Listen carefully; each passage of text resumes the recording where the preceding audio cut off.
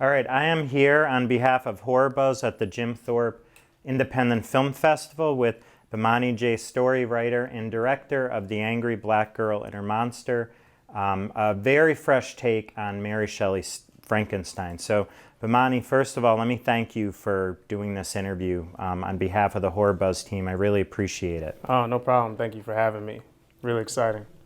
All right, I'm going to jump in. So you said something when you introduced the film that your older sister was your muse and your inspiration for this feature. Could you talk about that a little bit more? Yeah, I mean, I have two older sisters, one, and just two older sisters, and they were kind of my first contact with, intelligence and stuff like that, and kind of shaping how I view the world and move through the world, because, when you're a kid, you're not really listening to your parents, so it's like they become your first one where you'll actually listen to them because they're further enough, I think, like older than you enough where you respect them, but not too old where you're just like, you're just a parent trying to hold me back, So there was just times where they would be telling me things that really resonated with me as a child, and like because of that, it really made me want to infuse it into this main character that we have, Vicaria, and that was kind of like the biggest thing, was just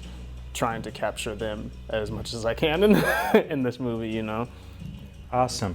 Why did you want to do, I don't know if adaptation is the right word, but why did you want to do a take on Mary Shelley's Frankenstein? And I want to add, I thought the film was very faithful to her novel, but you put your own spin on it, centering it in the narrative of a young black girl. But why did you want to do something with her novel? Well, when I read it, just all the themes of it and like the way it deals with horror and all those just like really spoke to me. Not only from like a thematic standpoint from, with the mixes and like the matches culturally, but also just the way she did horror in it. And like also there was just like so much material in there that I felt like was being left on the floor for some reason. So there was just a lot of material in the book that I felt like people weren't really using. So I wanted to really explore that and take a look at like how we can, mix and match those things. And there's also just some shows that I watched, or a show, Sherlock, I watched because I'm a huge Sherlock fan of like, the literature of it, I love it. And that show, when I watched it, I was like, oh, this is it. Everyone's tried to do it, but it's like, but this is the best way to kind of like modernize something like that. You know what I mean? And so seeing stuff like that and like some of my inspirations in movies or whatever, like really kind of brought me to just being like, oh, like this is how I want to do it, and like really made me want to kind of take it to the next level, or adapt it, not take it to the next level, but yeah. Okay. We were talking before we started rolling, there's a lot of Easter eggs in this movie that I think horror fans are going to love. I can't wait to watch this again to find some more of them, but there's some Easter eggs to even some of the classic Frankenstein adaptation, like the Universal movies. What are some of your favorite Frankenstein adaptations? Because you have a lot of nods to them in here. Yeah, I mean, probably the OG, the OG one with it's all black and white with the bolts. That original one.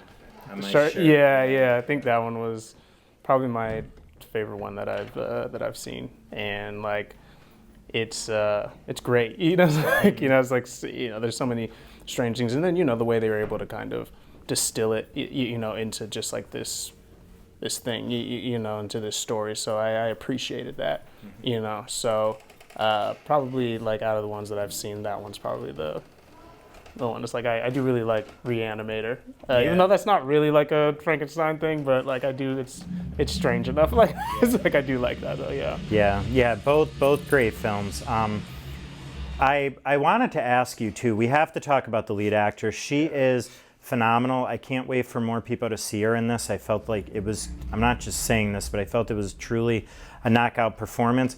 Where and how did you find her? She auditioned. Okay. Yeah, and like when she auditioned, it was kind of night and day. Like it just made sense because she's an incredible and phenomenal actress. And as soon as she auditioned, I just knew immediately. I was like, oh, this is Vicaria. And she's just incredible to work with.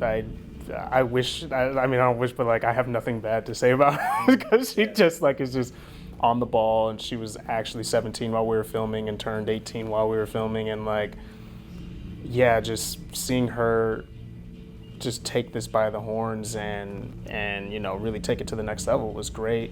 She's also now a BAFTA winning, you know, like for her voice acting, and she's just, you know, I'm just more blessed that I had the opportunity to work with her right now, because I'm just like, I'm gonna see you in like the next blockbusters. Like, you're gonna be like, it's inevitable that you pop, you know, because she's just she has all the tools. You know, I have nothing bad to say about her. Leia's just great. How did you get Chad Coleman in the film as her father? Horror Buzz fans will know him from The Walking Dead, you know, The Wire. He has quite a resume. But did you have him in mind to play the dad? Yeah, I mean, when we were kind of like looking at actors, like, okay, who can, you know, play this? That was one of the people who I was just like, yeah, you know, it's like Cuddy from The Wire, like, you know, it's just like he would, you know, mess this scene up. Like, he's great, you know. So, we reached out, and then, you know, the producers got in contact and then reached out, and he you know, he really took to it, which was awesome, you know. And so I was able to sit down with him and have lunch with him and talk to him about the role, and he really dug his teeth in, you know, because he's also just like, I mean, he's so seasoned and such a veteran in the game, and it's very surprising to me that I don't see him in more features, you know. It's just like, but I hope after this one people will just take him in, because he's another phenomenal actor that does incredible stuff. Yeah.